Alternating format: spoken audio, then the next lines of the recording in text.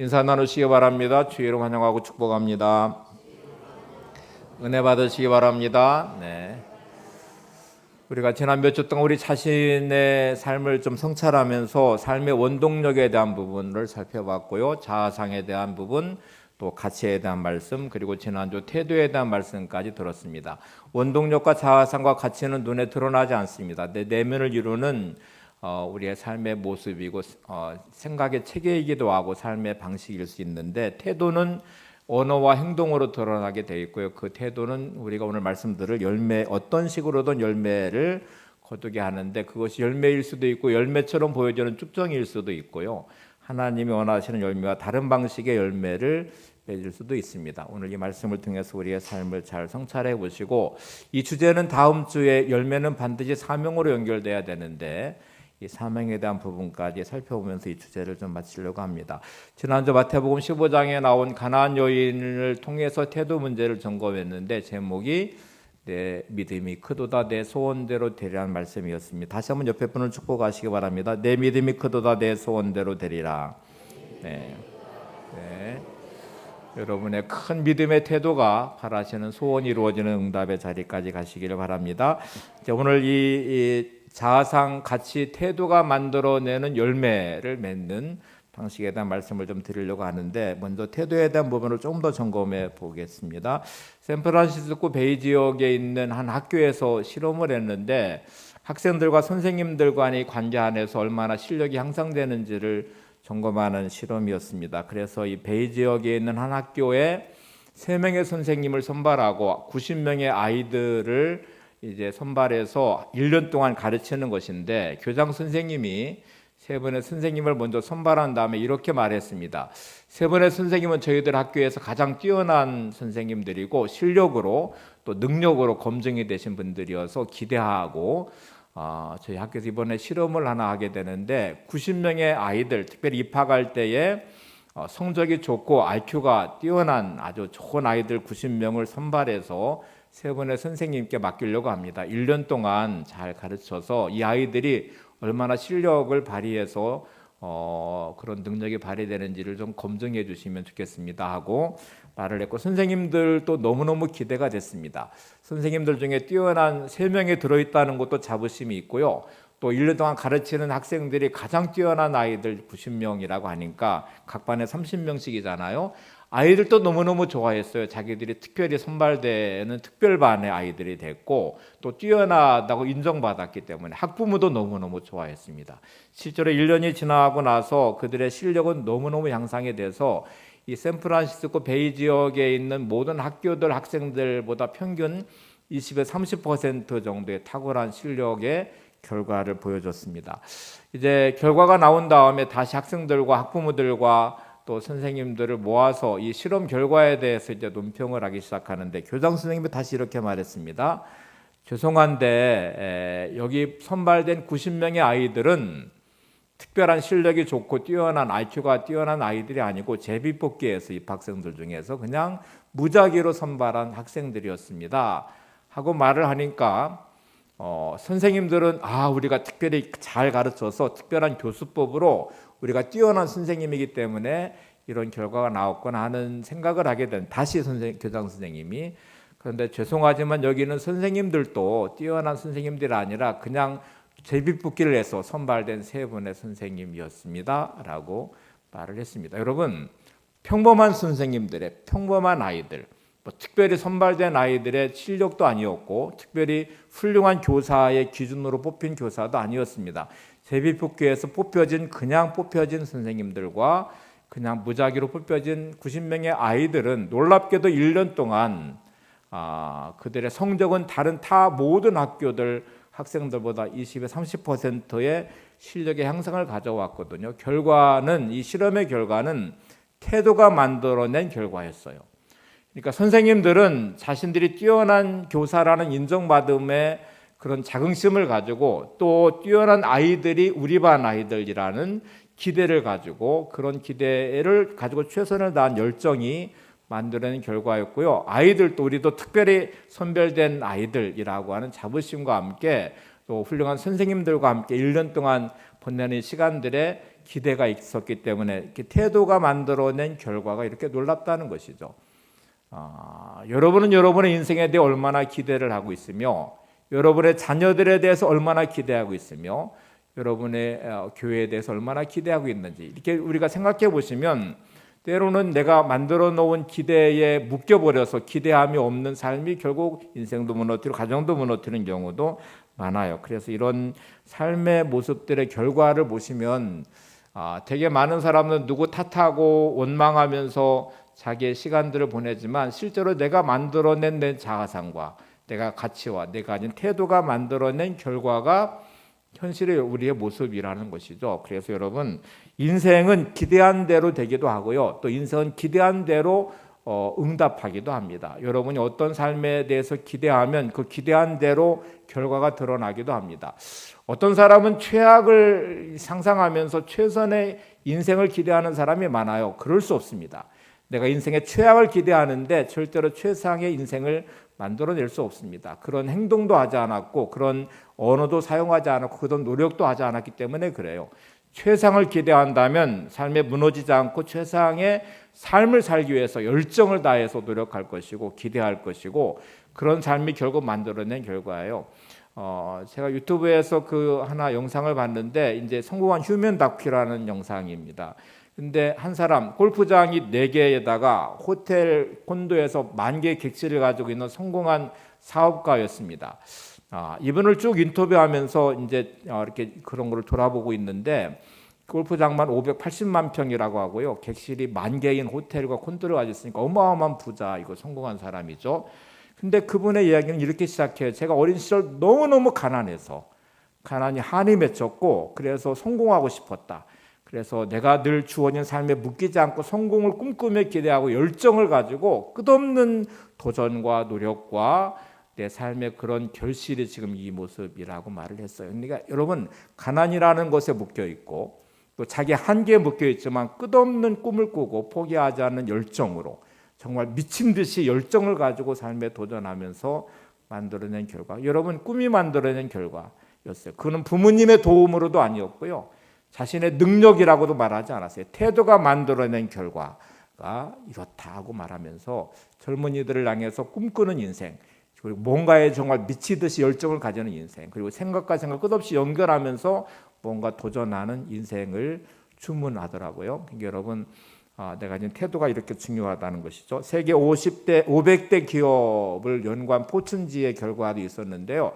500대 기업의 간부들, 소위 말하는 성공했다고 말하는 이제 임원 간부들을 이렇게 조사를 해보니까 지위가 높으면 높을수록 긍정적인 태도를 가지고 있었습니다. 다 경쟁에서 올라온 사람들이거든요. 평사원부터 시작해서 수많은 선후배와 동료들과 경쟁해서 높은 지위까지 오는 사람들은 한결같이 긍정적인 태도와 도전을 두려워하지 않고 모험할 줄 알고, 그리고 뭔가에 대한 열정이 있는 사람들이 결국 임원까지 올라오게 됐더래요. 그리고 임원들의 94%가 당신의 성공과 승진의 이유가 뭡니까? 이렇게 물어보니까 94%가 태도라고 말했습니다. 동료들 중에 자기보다 훨씬 실력이 뛰어난 동료들도 많았고요, 훨씬 더 능력이 있는 사람들도 많았는데, 결국 내가 이렇게까지 승진할 수 있었던 거는 그런 실력이나 능력 때문만은 아니었다는 거예요. 결국 태도가 만들어낸 결과였다고 말합니다. 근데 여러분, 인생은 이렇게 태도가 인생의 모든 것들을 좌우하게 만들죠. 인생의 수명과 건강도 태도에 달려 있다는 것을 아십니까? 영국의 킹스 칼리지 병원에서 실시한 연구인데요. 한 의사에서 동일 집단 유방암 수술을 한 거의 비슷한 증상에 비슷한 암의 그런 사람들을 10년간 똑같은 방식으로 치료를 했어요. 출발선상은 같았습니다. 표본으로 뽑힌 사람들은 유방암 수술을 한 사람들이었고 거의 증상도 같았고 치료 방법도 똑같았어요. 근데 10년 뒤의 결과는 너무 달랐습니다. 환자 중에 10명 중에 7명이 생존한 그룹이 하나 있었는데, 이들은 희망을 가진 사람들, 긍정적인 태도를 가진 사람들, 치료하는 과정을 통해서 나는 완치될 거라는 믿음을 가진 사람들은 10명 중에 7명이 생존해 있었습니다. 근데 똑같은 치료를 했고 똑같은 의사에게 똑같은 방식의 치료했는데 10명 중에 8명이 죽었어요. 이 집단은 부정적인 생각을 가지고 있었고 두려움이 있었고 염려가 있었고 치료하는데 혹시 내가 치료가 잘 되지 않아서 죽을 수 있지 않을까? 이렇게 생각한 사람들은 결국 10명 중에 8명이 죽음을 맞이했어요. 여러분 태도가 만들어낸 결과를 잘 보세요. 여러분들은 삶에 대해 희망과 기대가 있으십니까? 현실에 묶여 있어서 힘든 것들에 대해 한숨 짓고 주어진 현실에 묶여서 희망을 버리고, 근데 우리에게는 하나님이 계시다는 사실 하나가 가져오는 믿음의 능력은 그 어떤 자리에서 절망이 허용돼서는 안 되죠. 믿음으로 하나님을 기대하고 소망하고 내 삶에 하나님이 주시는 놀라운 일들을 기대하며 오늘의 시간들을 세워가는 게 얼마나 중요해요. 그래서 이제 오늘 이 열매 맺는 이제 4가지 원리를 살펴볼 텐데 시작점을 잘 보셔야 돼요. 이게 자아상과 가치와 태도가 만들어낸 첫 번째 다리는 예배라는 자리예요. 지금 오늘 등장하는 헬라인들이 등장하는데 이 헬라인들은 일단 유대인이 아닙니다. 그리스 계통의 사람들이겠죠. 근데 이방인인 사람들이 하나님을 만났고 또 그리고 예배를 사모하면서 예루살렘에 올라오게 되고요. 그리고 예루살렘에 올라오면 예수님에 대한 소문을 들어서 예수님을 정말 만나고 싶은 마음으로 빌립에게 예수님 좀 만나게 해주세요. 안드레에게 빌립은 요청하고 같이 예수님과 연결을 해주면서 예수님께 지금 이 헬라인들이 들은 열매 맺는 4가지 원리를 말씀을 듣고 있거든요. 본문을 한번 먼저 보겠습니다. 요한복음 12장 20절 23절입니다. 명절에 예배하러 올라온 사람 중에 헬라인 몇이 있는데 그들이 갈릴리 베세다 사람 빌립에게 가서 청하여 이르되 선생이요 우리가 예수를 배우고자 하나이다 하니 빌립이 안드레에게 가서 말하고 안드레와 빌립이 예수께 가서 여쭈니 예수께서 대답하여 이르시되 인자의 영광을 얻을 때가 왔도다. 우리가 우선순위라는 말을 할 때는 내 인생의 가장 중요한 것부터 소중히 여기는 것부터 우선순위에 제일 앞장서 있겠죠. 절대로 포기할 수 없는 것들. 우선순위가 뒤로 밀릴수록 중요한 일들, 급한 일들이 생길 때마다 이제 이거는 포기가 되는 거잖아요. 자, 이제 다시 질문을 해볼게요. 여러분에게 예배는 인생의 우선순위 몇 번째인 것 같아요? 내가 예배에 대한 가치를 어느 정도 부여하고 있을까? 내가 예배에다가 목숨을 걸 만큼 예배는 내 인생의 첫 번째의 우선순위에 있어 라고 내가 결단하고 다짐하면 그 어떤 것도 예배를 포기하게 만들 수 없죠. 목숨을 걸어놨으니까.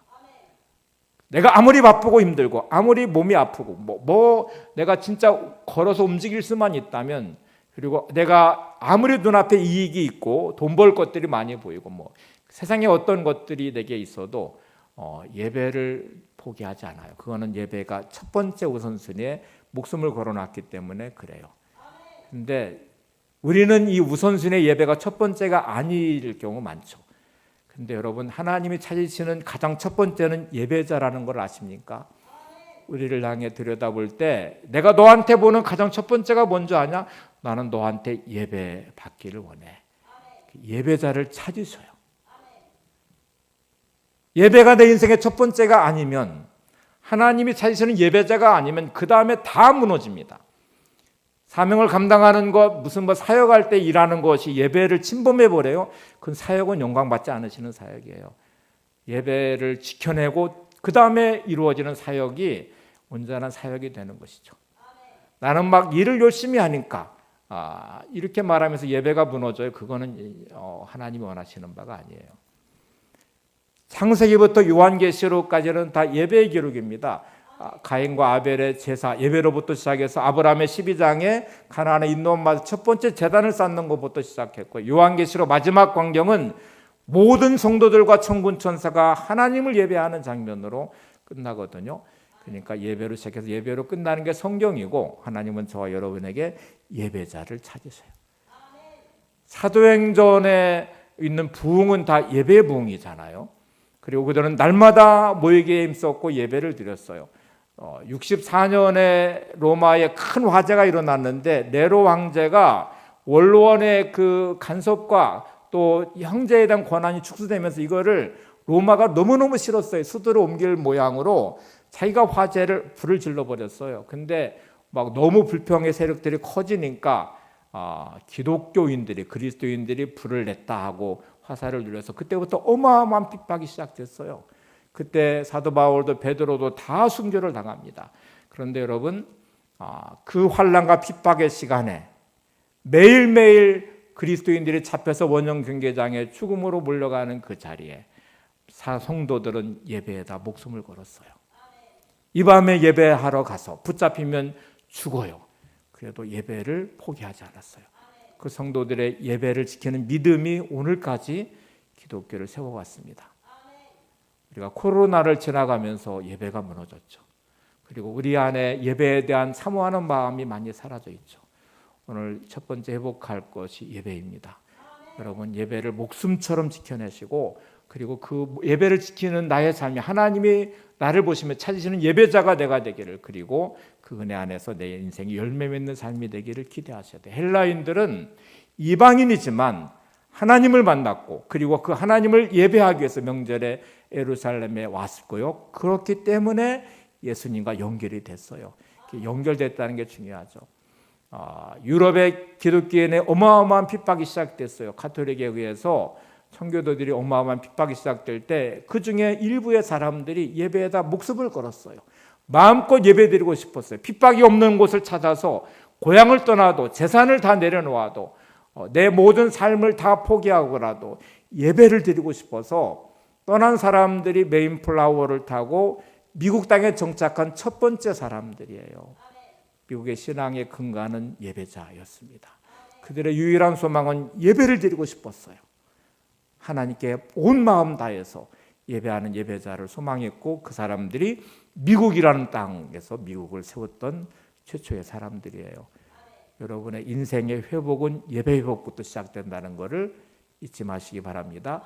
예배가 그 어떤 것으로도 포기되지 않는 자리에 나를 세우면 드디어 하나님은 찾으시는 예배자를 통해서 하나님의 일을 시작하실 것입니다. 드디어 주님은 십자가를 앞에 두고 있는데 예배하러 올라온 헬라인들이 예수님을 만나기를 소망하고 예수님을 만나기 위해서 빌립은 안드레에게 함께 예수님과 연결을 하자 예수님이 드디어 갑자기 열매를 맺는 비결의 비밀에 대해 이렇게 말씀을 하십니다.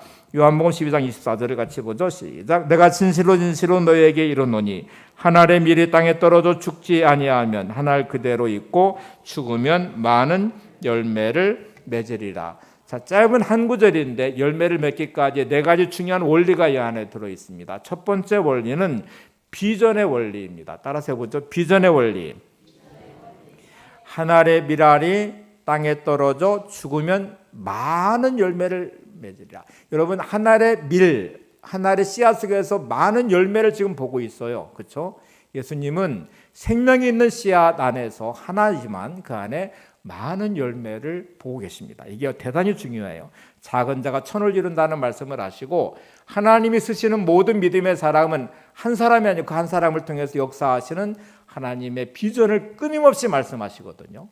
아브라함 한 사람을 부르시지만 그 하나 속에서 민족을 보시는 하나님, 아이를 낳지 못하는 75세의 아브라함 안에서 하늘의 별처럼 바다의 모래알처럼 많은 자손을 보고 계신 하나님이 부르세요. 아브라함의 순종은 하나님의 비전을 따라가는 자리였죠. 나는 지금 몸으로는 나이가 많이 들었고 자식을 못 낳을 몸이지만 하나님 안에서의 민족을 꿈꾸며 하늘의 별처럼 바다의 모래알처럼 많은 자손을 보면서 순종하고 있는 아브라함의 비전, 하나님이 주신 비전이잖아요. 하늘의 씨앗 속에서 많은 열매를 보는 것처럼 저도 여러분도 이제 이 작은 것 하나를 소홀히 여기지 않고 그 안에 하나님이 주시는 비전을 담으셔서 하나님의 꿈을 꿀 수 있는 사람이 되는 게 중요합니다. 나 하나쯤이야 아니고 나 하나가 중요해요. 지금 주어진 여러분의 삶의 자리가 가장 초라하고 비참한 듯 보여도 실패했어도 괜찮아요. 하나님이 시작하신다면 그 안에서 하나님의 역사를 이루어 가실 것이기 때문에 나 하나가 얼마나 중요한지를 생각하시는 게 오늘 우리의 시작점이어야 됩니다. 예배와 함께 하나님이 주시는 비전을 내 가슴에 품고 꿈꾸는 사람이 되는 것이 대단히 중요합니다. 여러분 오병이의 기적은 어린아이에 가진 한 끼 식사, 보리 5개 물고기 2마리였어요. 근데 여러분 예수님은 그 안에서 5,000명을 먹이고도 남는 기적을 지금 보고 계시잖아요. 그리고 꿈꾸고 계시잖아요. 주님 손에 들려지면 주님이 축사하시며 나눠질 때 장정만 5천 명을 먹고도 12광주리가 남는 기적이 그 안에 일어나거든요. 어린아이 한 끼 식사밖에 안 돼라고 초라하게 여겨질 것 같은 그것 안에도 주님은 5천 명의 장정을 먹이는 기적을 꿈꾸시는다. 우리의 삶은 초라한 듯 보이는 여러분의 인생, 여러분의 가정, 삶의 터전이 주님께 연결되면 어떤 일들이 벌어질지를 꿈꾸셔야 돼요. 기대하시고 소망하셔야 돼요. 그리고 소중히 여기셔야 돼요. 하나님의 역사는 내게 있는 곳에부터 시작이 됩니다. 여러분의 인생, 여러분의 가정. 대개 사람들은 가까이 있는 것을 소홀히 여겨요. 귀중한 것을 잘 몰라요. 옆에 있는 사람이 얼마나 소중한지를 잘 몰라요. 그래서 무시하고 경멸할 때도 많고요. 함부로 대할 때도 많아요. 여러분의 가정에 있는 남편이든 아내든 자녀든 부모님이든 교회 와서 어떤 성도이든 너무너무 소중한 하나님의 사람들이에요. 근데 그거를 우습게 알고 함부로 대하고 마치 가치 없는 것처럼 여겨지는 게 얼마나 무서운 불신앙인지 몰라요. 달라스 윌리아드의 말 속에 이런 말이 있어요. 우리가 익숙한 것은 경멸하고 조소한다. 익숙한 것이기 때문에 우습게 알아요. 익숙한 것이기 때문에 경멸하고 조소한대요. 어떤 누구도 무시되거나 함부로 대할 수 있는 사람은 없어요. 하나님이 그 한 사람 한 사람을 위해서 독생자를 주셨잖아요. 주님은 그 사람을 위해서 자신의 목숨을 내주셨는데 왜 내가 내 인생을 함부로 평가하고 내 인생을 무시해요? 내가 나를 무시해요. 그래요. 아무것도 아닌 것처럼 초라하게 여겨요. 스스로 열등감을 가지고 스스로 인생을 저주해버려요. 하나님이 그렇게 가치 있게 소중히 세운 인생을 나도 가치 있게 여겨야 되잖아요. 그리고 꿈꿀 수 있어야 되죠. 여러분의 아내, 남편, 자녀를 어떻게 함부로 대해요? 하나님이 그들을 통해 어떤 일을 이루실지 어떻게 알아요? 소중히 여기셔야 돼요. 하나님이 보는 시선으로 보시고 하나님의 기대로 바라보시고 그들을 소중히 여기고 사랑할 줄 알아야 돼요. 1881년에 미국에서 있었던 일인데 한 농장 주인이 헛간을 치우면서 그 나무에 새겨진 이름을 하나 봤어요. 그 이름은 제임스 가필드라는 이름이었습니다. 여러분 이 사람이 누군지 아세요? 20년 전에 그 집의 모습이었어요. 일꾼이었어요. 근데 그 일꾼이 그 집에 있는 딸을 사랑하게 됐어요. 감히 일꾼 주제에 모습 주제에 우리 딸을 넘봐 그리고 쫓아버렸어요. 20년 뒤 이 사람이 미국의 대통령이 되어 있었습니다. 1881년 미국의 20대 대통령이 제임스 가필드예요. 20년 전에 초라한 한 청년, 일꾼, 머슴처럼 여겨지는 그래서 우습게 알고 무시하고 감히 딸을 사랑한다고 쫓아버린 이 청년은 한이 맺혀 있었겠죠. 그 기둥에 자기 이름을 새겨놓았고 20년 뒤에 그는 20대 미국의 대통령이 되어 있었습니다. 만약 20년 전에 그 주인이 이 사람을 무시하지 않고 딸과 결혼시켰으면 그 딸은 용변이 됐을 것이고요. 이 사람은 지금 대통령의 장인이 됐을 거예요. 여러분이 함부로 대하는 그 사람 안에 하나님의 무한한 가능성이 담겨져 있다는 거 아십니까? 형제들이 팔아버린 요셉의 인생은 하나님이 온 인류와 또 이스라엘 민족을 구원하는 애굽의 총리가 되잖아요. 아버지조차도 무시해버린 다윗. 엘리압 형이 나중에 다윗이 전쟁터 왔을 때 막 골리앗을 물리치기 바로 전에요. 형이 얼마나 무시했는지 몰라요. 막 교만하다고 막 요셉을 그 다윗을 책망하면서 아주 이렇게 비참하게 만들어 버렸어요. 근데 여러분 그 다윗이 하나님의 기름 부음 받은 왕이에요. 우리의 인생이 이렇게 함정에 빠지지 않도록 먼저는 여러분 인생을 하늘의 가치만큼 소중히 여기시고 사랑하시기 바랍니다. 그리고 우리 주변에 있는 사람들을 절대로 무시하지 마시고 존중하시기 바랍니다. 옆에 보시면서 정말 대단한 분인데 제가 몰라 뵀습니다. 네. 대단한 분인데 여러분이 몰라본 거예요. 다 대단하신 분들이에요. 마더 테레사라는 이제 너무 유명한 이제 분이 있잖아요. 인도 캘카타에서 고아원 사역에 너무너무 노벨 평화상까지 받으신 분인데요. 이분이 처음 이제 수녀원에 딱 들어갔을 때에 수녀원 원장하고 면담을 했습니다. 수녀원 원장이 당신 꿈이 뭐예요? 뭘 하고 싶으세요? 이렇게 말했더니 저는 고아 사역을 하고 싶은데요. 제가 고아원도 짓고요. 인도 캘카다라는 지역에서 큰 고아원을 운영하면서 고아 사역을 하고 싶어요. 했더니 아주 가소롭다는 듯이 수녀 원장이 쳐다보면 그럼 당신은 무슨 준비가 돼 있고 얼마나 준비가 돼 있고 돈이 얼마나 있는데요? 동전 3개밖에 없는데요. 그거 가지고 뭘 할 수 있다고 그래요? 이렇게 아주 무시해 버렸어요. 그때 마더 테레사가 뭐라고 말했는지 아세요? 수녀 원장님, 저는 이 동전 3개 안에서 고아들도 보이고요, 고아원도 보이고요, 하나님이 이렇게 놀라운 일들이 제게 보여요. 그 꿈이 만들어낸 결과예요. 현실에 묶이지 않는 것이에요. 되게 많은 사람들은 현실에 묶입니다. 비전이 없어요. 꿈이 없어요. 내 인생에 대해 스스로 자포자기하고요. 많은 분들은 못 배운 것에 묶이고 나이 많음에 묶이고 현실의 가난함에 묶이고 내가 내 능력에 묶이고 다 묶여버렸어요. 지난주 말씀드린 것처럼 믿음의 사람들은 그런 것에 묶이지 않고 믿음으로 뚫고 나간 사람들이고요. 하나님이 쓰신 인생이 어떤지를 보여주는 것이지 그들이 똑똑했기 때문에 많이 배웠기 때문에 재산이 많기 때문에 집안이 훌륭하기 때문에 아니요, 그렇지 않아요. 나이에 많고 적음도 상관없고요. 많이 배우고 못 배우고 것도 상관없고요. 신분의 고하도 상관없고 하나님 안에 믿음 안에 들어있는 사람을 하나님이 어떻게 쓰시는지를 보여줬어요. 오늘 비전의 원리를 말씀드리면서 여러분의 인생 안에 하나님이 꿈을 담으시고 꿈꾸는 거룩한 하나님의 사람들이 되시기를 바랍니다. 두 번째는 겸손의 원리인데 이 겸손의 원리는 위에서부터 땅으로 떨어지는 거예요. 이렇게 말합니다. 하늘의 밀이 땅에 떨어지는 것. 되게 사람들은 추락하는 것을 두려워해요. 실패를 두려워하기도 하고요. 떨어지는 것에 대한 두려움이 있어요. 그리고 패배자처럼 인식하기 시작합니다. 여러분, 예수님이 하늘 보좌를 버리고 이 땅에 오셔서 인간의 몸을 입으셔서 구원자가 되셨어요. 하늘 보좌를 버리고 땅에 떨어지신 주님, 그리고 말귀에 태어나시고 십자가까지 낮아지신 주님이 인류를 구원하는 구원자가 되셨고 하나님은 그를 하늘 보좌 올리 높여서 보좌 오른편에 앉히셨다고 말하잖아요. 요셉이 총리로 세워지기까지 13년의 세월 동안 꿈꾸는 꿈이 있었던 그가 계속 추락하기 시작해요. 형제들에게 팔려서 노예로 낮아지고 떨어지고 감옥으로 떨어지고 너무너무 비참한 시간들을 보내는데 하나님이 그곳을 통해 요셉을 겸손하게 만드셨을 거예요. 끝없이 그를 낮추셔서 하나님은 높여서 그를 애굽의 총리로 세우셨습니다.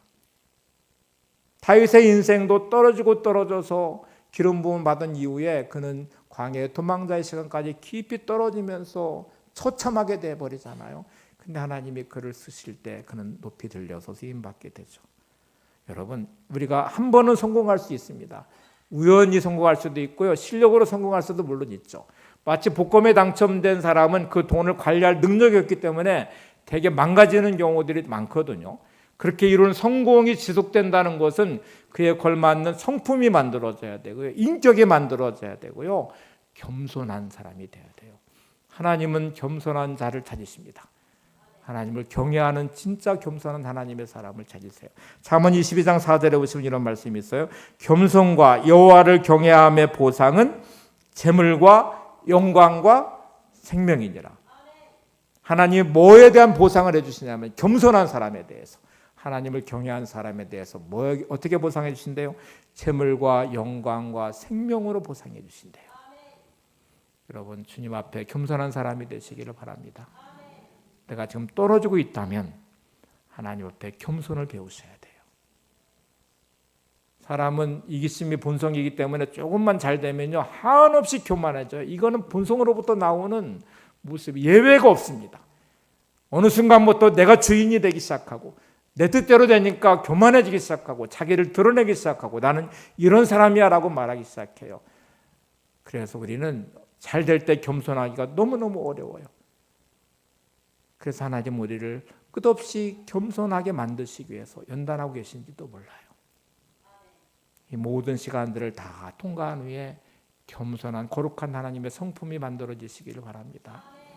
여러분의 하나님이 주시는 이 보상의 자리로 갈 수 있도록 그 열매를 거두는 삶이 될 수 있도록 겸손의 사람이 되시기 바랍니다. 세 번째 원리가 이제 은닉의 원리인데 오늘 성경은 땅에 떨어져서 이게 감추어져야 되거든요.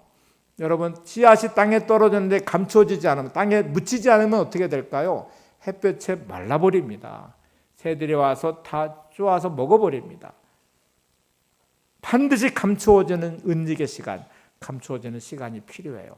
땅에 묻혀서 사라진 듯이 보이지만 감추어진 그곳의 생명은 씨앗은 싹을 트기 시작하고 꽃을 피고 열매를 맺게 되는 것이거든요. 그래서 감춰짐의 이 은닉의 시간이 필요한데 예수님의 사역의 초기에 이상하리만큼 아무에게도 알리지 말라는 말씀을 계속하세요. 병자를 고치신 후에도 귀신을 쫓아내신 후에도 아무에게도 알리지 말라. 이 감춰짐의 시간이 필요하다는 거죠. 주님의 사역이 꽃피워서 3년 반의 시간을 보내기 위해서는 먼저 제사장과 바리새인과 서기관들이 먼저 드러나 버리면 싹이 나기도 전에 벗겨져 버릴 확률이 많죠. 사람들은 빨리 성공하고 싶어하고 빨리 드러나고 싶어하고 빨리 고난이 끝났으면 좋겠다고 말합니다. 근데 여러분 하나님이 나를 감추어주는 시간이 필요하다는 걸 아셔야 돼요. 이 시간을 지나고 날 때 내가 그 안에 생명을 싹 틔우는 귀중한 시간을 보내게 될 거예요. 요셉에 보냈던 그 13년의 노예와 감옥의 시간은 철저하게 감춰진 숨겨진 시간처럼 보여져요. 근데 그 중에 요셉은 겸손을 배웠을 것이고 하나님이 함께 하시면서 형통의 길로 가고 있다는 사실을 아십니까? 아무도 인정해 주지 않았던 다윗의 그 시간도 마찬가지겠죠. 여러분 우리의 주어진 이 삶의 시간들이 하나님 앞에 감추어지는 시간이라면 철저하게 예수 생명을 내 안에 품고 믿음으로 인내하면서 이 시간을 잘 이겨내시기를 바랍니다. 모세가 왕자였던 교만할 수 있어서는 40세까지의 나이에 하나님은 그를 쓰지 않으셨어요. 광야에 40년을 감추셨고 그를 끝없이 낮추셔서 하나님이 그의 인생을 드러나게 하실 때 그의 나이 많음이 문제가 되지 않았고 지팡이 하나만으로도 하나님의 역사를 이루어가는 아니 바로를 상대하며 꺾어버리는 그리고 홍해를 가르치며 애굽의 군대를 수상시키는 놀라운 역사의 중심에 모세를 세우셨습니다. 우리가 하나님 앞에 세워지는 이 자리가 될 때까지 주 앞에 끝없이 겸손하며 주의 은혜 안에서 인내하며 믿음으로 살아내는 삶이 되시기를 바랍니다. 버섯은 6시간만 해도 자랄 수 있다고 그래요. 호박은 6개월의 시간이면 충분하다고 그래요. 참나무는 6년에서 100년의 시간이 걸린다고 합니다. 여러분 버섯 같은 인생이 되고 싶으세요? 빨리 자라서 꺾여버리고 사라져버린 인생이 되기를 원하지 않으시잖아요. 참나무처럼 기다릴 줄 알고 그 안에 끝없는 수많은 열매를 맺듯이 하나님 인생을 만드시는 인생의 거목이 되는 삶이 되시기를 바랍니다. 컵라면은 몇 분 기다려야 되나요? 3분. 예배 마치고 우리 컵라면을 먹을 건데 그 3분도 못 기다려서요. 사람들은 열었다 닫다 열었다 닫다 해. 익었나? 하고 그 3분도 못 기다려요. 조급함이 만드는 인생의 무너짐을 여러분 씨앗을 심어놓고 왜 싹이 안 나고 계속 떠들어오면 그 씨앗은 죽어요. 묻혀져 있는 시간이 필요해요. 하나님이 감추셨다면 그 고난의 시간을 내가 보내겠다면 철저히 주 앞에 겸손하며 인내하시고 하나님의 때를 기다리시기 바랍니다. 하나님이 내 인생에 싹을 틔우시는 순간에 자라게 하시는 자리에 열매 맺게 하는 그 순간까지 주님과 동행하며 그 은혜를 누리는 삶의 자리가 되셔야 됩니다. 못생긴 나무가 산을 지킨다는 말이 있거든요. 잘생긴 나무는 목수의 눈에 나무꾼의 눈에 금방 눈에 띄어가지고 잘려져서 성장을 못해. 근데 못생긴 나무는 오랫동안 산에서 성장해서 거목이 되고요. 쓰임받게 된대요. 내 인생이 못생긴 것, 못난 듯 힘들고 어려운 삶에 처해진 듯 버려진 듯 보여지는 그 인생을 하나님이 지키신다는 믿음으로 주님이 함께 동행하는 삶의 자리에 믿음으로 여러분의 삶을 잘 살아내시기를 바랍니다.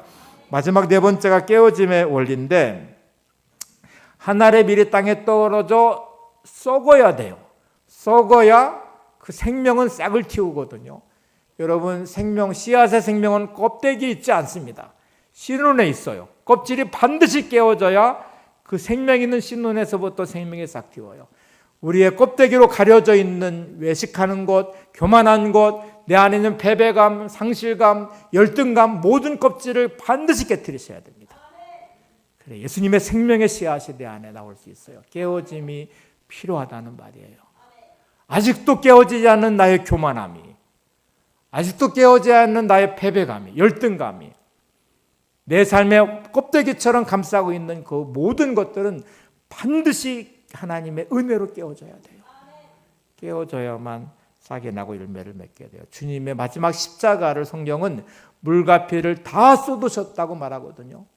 자신의 있는 마지막 생명이 쏟아지는 자리, 물이 쏟아지고 피가 쏟아지고, 그렇게 해서 십자가에서 우리 죄를 대속하셨어요. 그리고 그 터 위에 교회를 세우셨어요. 물은 하나님의 말씀일 것이고 생명은 하나님이신 구원의 생명일 것입니다.